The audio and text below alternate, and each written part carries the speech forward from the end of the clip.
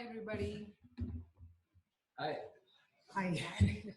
So my name is Alin, and I am a people success consultant. I work for Up Advisory, and Up Advisory is a boutique HR consulting firm. We work with our clients to, we design, implement, and broker HR solutions for our clients. So that's what we do. And I work in the areas of talent development, high performance, culture, digital HR, and employee engagement. If you would like to get in touch with me, check out my LinkedIn profile and we can chat. So today, for the topic today, what I'm going to talk to you is about how does HR function support business in uncertain times. And we have seen, we've had a few speakers already. We're talking about what needs to happen from a business continuity perspective. And now what you will see, what I hope to share with you is more from a HR perspective. So best practices generally, as Raymond shared, is like when you are looking at when an emergency arrives, most companies that have good standards or that have weathered through some of the disasters, usually what they do is they come together as they put together a team, like an emergency response. You can call them different names, but the function remains the same. You know, they are the people who are putting together the war plan, basically. And this team usually has the CEO or the highest decision maker, so that the person is able to make decisions fast and also high risk decisions. And it will also have the functional heads, and in most cases the support functions, which are the HR director, the communication director, or the security director, to be part of this. And there are variations of this but then generally it's about and the functions of this team will be to make high impact decisions and to make immediate communication available to all the employees and also to the external stakeholders. So I want to share with you today the story of company A. I'm going to not name the company. It's a true story, but I won't name it because I will end up losing a friend if I do. So company A is a high-end manufacturing company. It's been in existence for decades, presence in Singapore over 3 decades. And they have a large presence in Singapore and also all over the country, all over the world. And they do much of their employees, 90% of them have to come into the factory or to the office to work, and only about 9 to 10% knowledge workers, I would say. So it's not an option to work from home, like how it is for most companies. Maybe we're talking about knowledge workers are not necessarily more than 10 or 15%. The rest of them are people who need to come to their office to get work done. So this company, as usual, when this company has weathered through several emergencies, several disasters, and they have a very solid team in an emergency response team or a crisis management team in place, which comes together every time something happens, right? And so it did, like as usual, for the coronavirus epidemic. But what is different this time was that this epidemic required this team to do certain things that they haven't experienced before. And as you know, when you are put into a situation where it is an emergency, that's when you realize the best and the worst, right? You also realize the best things that are make the team take, but you also realize where your weakness is. So for this company to be successfully running, or at least to continue its business, employees need to come in. And for employees to come in, they need to have ample supplies of hand sanitizers and thermometers. Now, who buys thermometers? Who buys hand sanitizers? Is it the CEO? Is it the HR director? Or the security person, or the comms director, or one of the functional heads? It's usually the procurement people. It's usually the administration who places the order. But the team that was put together for this particular incident did not make the decisions fast enough. By the time they made the decisions and they figured out where to get it from, how to get it from, or who was going to make the order, Singapore people went shopping. If you don't know, I mean, I see a lot of participants are not from Singapore. So we had a situation where we were all, many of us were preparing for the zombie apocalypse. So basically cleared off all the stocks and supplies in much of the department stores in Singapore. And also in some of our neighboring countries, I have to say there are, we have in Singapore with a lot of tissue papers, toilet papers, and sanitizers who have really lot of miles on them, more miles than we sometimes. So what happened by that time company A went to the market was they were greeted with empty shelves.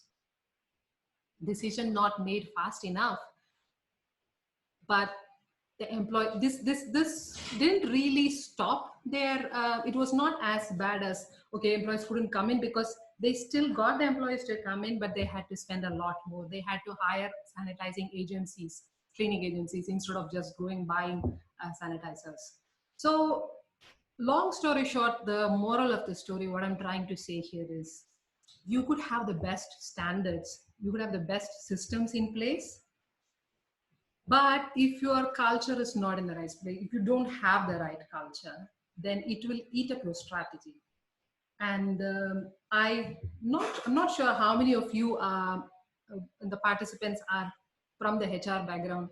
Many people from the HR folks might have this experience. So when we start talking about culture, one of my earlier bosses used to say, "Do not fluff me," meaning it's a very intangible thing. It's not something that I'll be able to, a company culture is not something that we are able to define and deploy. It's something that comes up, like grows over a period of time. It can be grown intentionally, but for the most part it is not very tangible. But frankly speaking, I don't want to get into that. I don't want you to just have that same reaction of, oh, culture means fluff, which means it can neither be measured, nor be implemented, nor be developed. So I'm going to share with you a research that the tech giant Google, they, the Google, as you know, have like thousands of people working all across the world, right? And they spent about more than 2 years researching on a project that they call Project Aristotle. What they did was they had a mission. They wanted to find the most effective team, the best teams that give the most productivity. And they, all, across the globe, they chose 180 of their best teams, Google's best teams, and they put them under the microscope, basically studied them. And the results that they came up with was this. Uh, there are 5 points there. I'm reading out some aloud, like psychological safety. What even is that, right? You know, some of these things, when you're looking at it, meaning, impact, do you see anything that is easily measurable here? Do you see anything that is technical here? It's all related to culture. It is all related to things that you are, that are just intangible, not really tangible. So in the interest of time, I'm just going to talk a little more about the top one, psychological safety. What is it? Psychological safety is something where team members feel safe to take risks and be vulnerable in front of each other. This is if let's say in context to a team, this is what it means. This photo, I put it there because I just wanted to show you a contrast of what it is not. What you see here is people pointing at somebody who's obviously ashamed or embarrassed.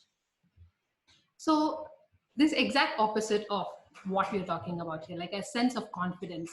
When in a team or in a company, an employee is feeling psychologically safe, what that means is they have a sense of confidence that the team that they belong to, that the company that they belong to will not ridicule them if they speak up. And they are also able to take some risks because they believe that. Now, when even this, so I've tried to delve a little deep in terms of culture, right? So even this might not sound too close to practical when it comes to, okay, so you're probably a HR practitioner, or you're probably a manager, or you're working in a company and have a team. So if you want to implement, implement is not the right term, but develop psychological safety in a team, what would you do? What are the things that you need? What are the skills that you're looking at? What is there like a list, a checklist of things, checklist of skills and competencies that you can focus on? I want to just show you a small list. Well, it's not really small, it's 8 in number, right? I filtered some of, there are 67 competencies in a model called Lominger Competency Model. It is a model that we use in talent development when we are looking at training people for a particular talents. I've just filtered 8 of them. The Some of them I'll just read them out: approachability, composure, conflict management, directing others, interpersonal savvy, listening, managerial courage, motivating others. Now, this is just one view of looking at psychological safety, or for looking at culture. This is just, I put together a view which I believe will be um, closer to ground, slightly more practical, and not just up in the air. So this model, if you are looking at it to say, okay, these are competencies which you can look at, which you can take and then put in your systems, in your current processes, to make sure that you're developing some of these characters in your teams, or some of these competencies in your team.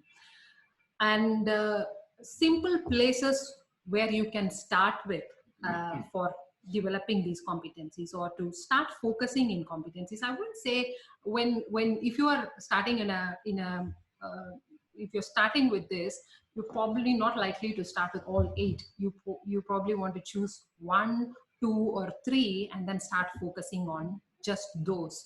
And an easy place to start with is, there are 2 easy places where you can do this. One is for your employees who are already in your company, where you are, if you have a training budget and you spend some time training those people, start looking at what are the areas, what are the competencies that you want to train them in. For example, conflict management is one of the things that you see as a company, as a team, you are lacking in. Then try focus on that for the first quarter, and the second quarter you can take up something like approachability and start working on that.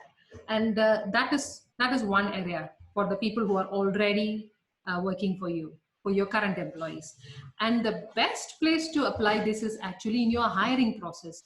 When you hire people, you are they are you have the luxury of choosing somebody, like, you go through, you let some people through into your company.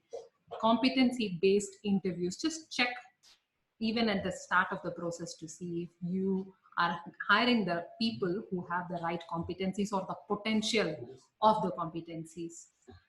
So I'm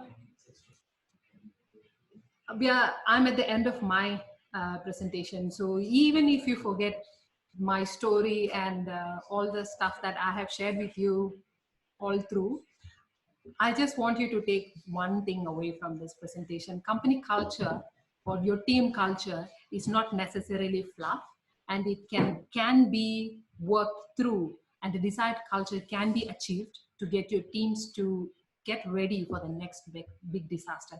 Coronavirus is the disaster for the moment. It is not going to be the last. And don't wait until the next one to start building culture, because something like this will not easily come by. It's like growing a tree. And when your culture is not in place, you're not going to get a lot of success with whatever you do. So may the force be with you and your HR department and your managers to make this come true. Awesome. Thank you.